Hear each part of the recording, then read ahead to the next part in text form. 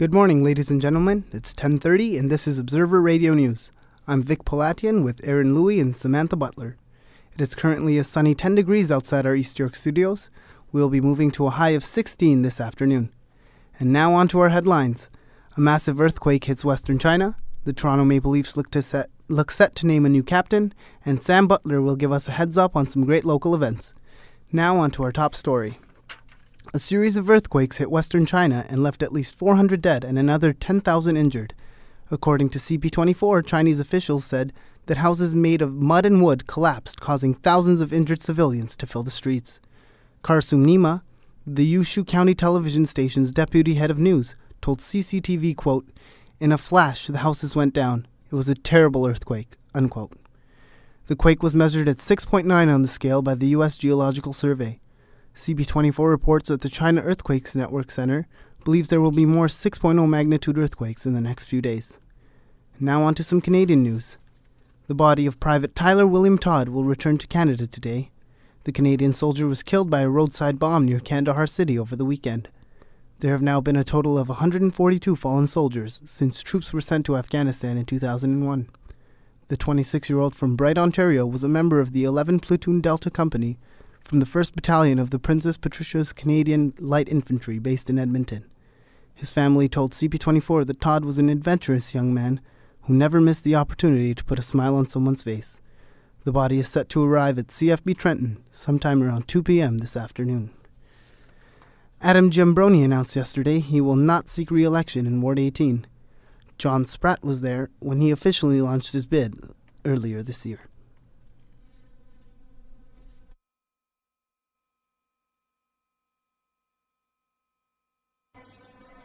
It was like a scene out of a rock concert as embattled TTC chairman Adam Giambroni officially declared his candidacy.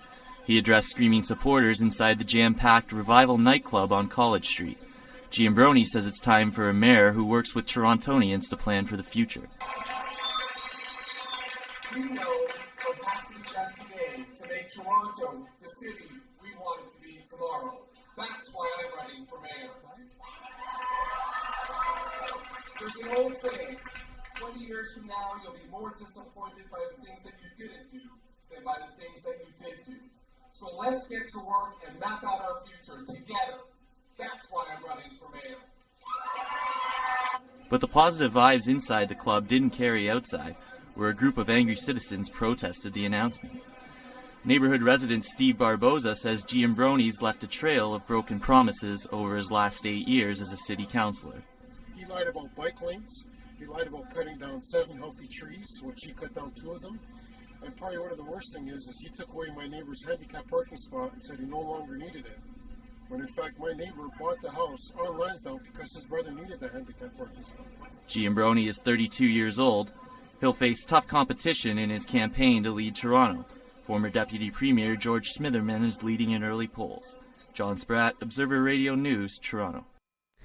Thank you, John. In some related news, TTC riders got a scare early this morning, but for once it wasn't because of poor customer service. At around 2:30 a.m., a truck made its way onto a designated streetcar lane, causing an accident at Bathurst and St. Clair. The collision caused the streetcar's rear wheels to come off the track. Police say no one was injured in the incident. That's all for news. Now on to Aaron with the sports. Good morning. I'm Aaron Louie, and today in sports. Dion Phaneuf may be the new Leafs captain coach, Coach Ron Wilson announced yesterday. Wilson says that the position would be discussed over the summer after going last season without a captain. The position was previously held by Matt Sundin. As to why Phaneuf was considered to be the Leafs captain, Wilson says that he plays aggressively and is actively involved in the community. Phaneuf claims that promoting him to captain was not discussed when he joined the Leafs. Turning to basketball, the Raptors maintained their determination to make the playoffs Monday night as they dominated the Detroit Pistons. The win comes as a relief after recent losses. The Raptors are currently battling Chicago for the 8th and final seat in the postseason. The Raptors host New York Knicks in a must-win game tonight. But even if the club can pull off a win, their playoff hopes depend on whether the Bulls win or lose. If the Bulls win tonight, the Raptors will be sitting on the bench this postseason. All eyes were on Tiger Woods during the Masters on the weekend, and you'll be seeing much more of the number 1 golfer. A USGA spokesman announced yesterday that Woods will be part of the Pebble Beach tournament in June. The announcement comes after Woods placed 4th at Augusta and said that he planned to take time off from golf to reflect on recent events. As the OFSA Provincial Boys Basketball Championship ended in high drama on the court, it was the foundation of the tournament that received all the accolades off the court. As Observer Radio News' Andrew Robichaud reports, the effort of a solid volunteer squad was too good to be overlooked. They were the first to arrive at the Durham College gyms every morning and the last to leave at night. A flood of high school volunteers seemed to occupy just about every space other than the basketball court for the 3-day tournament.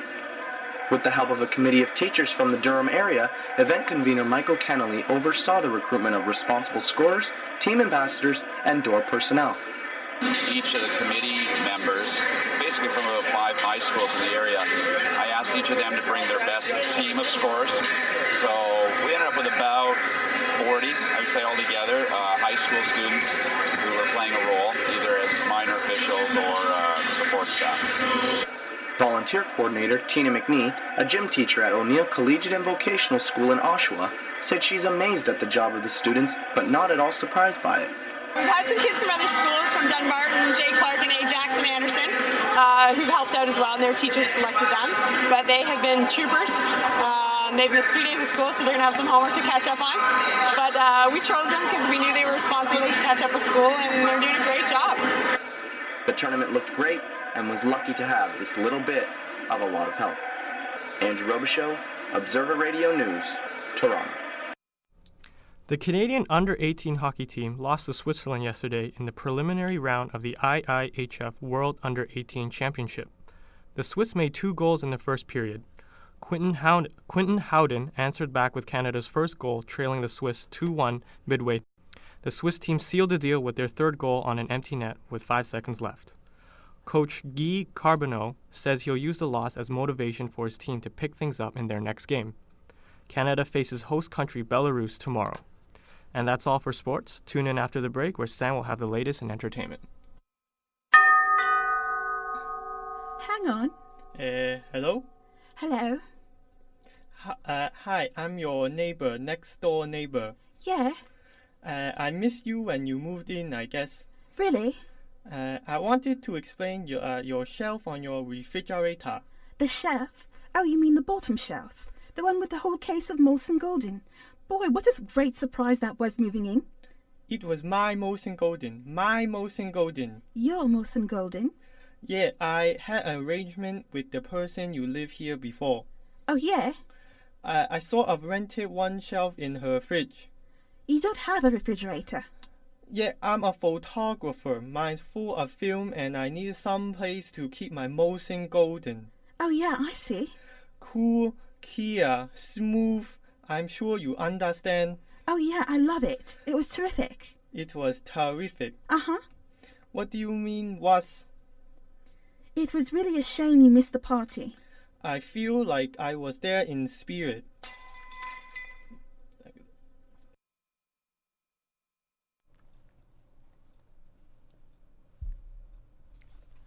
All right, thanks, Vic. So the imagination can be a powerful thing. Just ask Diane Dupuis. Dupuis says she used imagination to dream her way to success. She's now the founder of the internationally renowned production company in Toronto called the Famous People Players. And as Observer Radio's Jennifer Romano found out, it all started with a horse named Silver.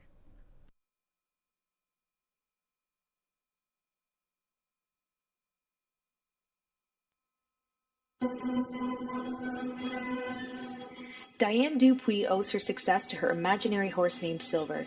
Together, they triumphed over adversity, and she says she owes their friendship to her favorite radio show, The Lone Ranger. My mother would turn the radio on and we would listen to the broadcast of The Lone Ranger. And there's something wonderful about radio because you use your imagination more. From now until April, she's telling the story of Silver in a production called Hi-Ho Silver, an ode to her imagination and how she kept on her high horse and never gave up on her dreams. She performs it along with her Famous People Players, a group of developmentally challenged individuals who work on stage and behind the scenes.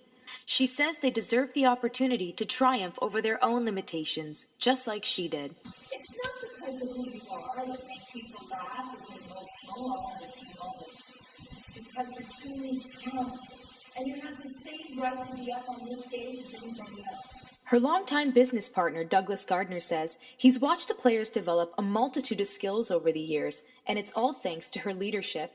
And to see them develop, the ones who were just starting with the company, and they're helping in the dining room, and then they're turning up on the stage. And so I think it's marvelous for them, and fabulous leadership. Oh. The players are masked in black during the performances and are revealed at the end. Dupuis says it forces the audience to see the talent before the disabilities, and that's her dream come true. Observer Radio News, Toronto. Thanks, Jen. And now for a quick roundup of some Toronto events this evening. Here's a tip for Toronto's musical theatre buffs. The cast of Grease is performing tonight in a benefit concert at the Rivoli. The actors will casually perform their favorite show tunes to raise money for two charities, the Actors Fund of Canada and an AIDS charity called Broadway Cares. Grease, the musical, opened on King Street last Wednesday for a 10-day run at the Princess of Wales Theatre. American Idol winner Taylor Hicks plays the role of Teen Angel. Hicks and the rest of the cast will be hanging out at the Rivoli after the show tonight for a meet and greet and an auction. The Rivoli is located at 332 Queen Street West, just east of Spadina, and the performance starts at 9:30. It's also a great day for food lovers thanks to the Toronto Public Library. There are two events going on this evening. The first is a food and wine gala at the Toronto Reference Library at Yonge and Bloor. Chef Lucy Waverman will be sampling recipes from her new cookbook. Then wine doctor Edward Finstein will offer his suggestions for what to drink with Lucy's meals. If Asian cuisine is more your style, then head to the Guildwood Library in Scarborough. Cookbook author Naomi Duguid is hosting a culinary tour of China. For more information on both of these events, go to the Toronto Public Library's website. And that's all for entertainment. Back to you, Vic. Thanks, Sam. That's your latest in news, sports, and entertainment. You can hear more in about 15 minutes at ondemand.centennialcollege.ca. On behalf of all of us here at Observer Radio News, thanks for listening. Have a wonderful day.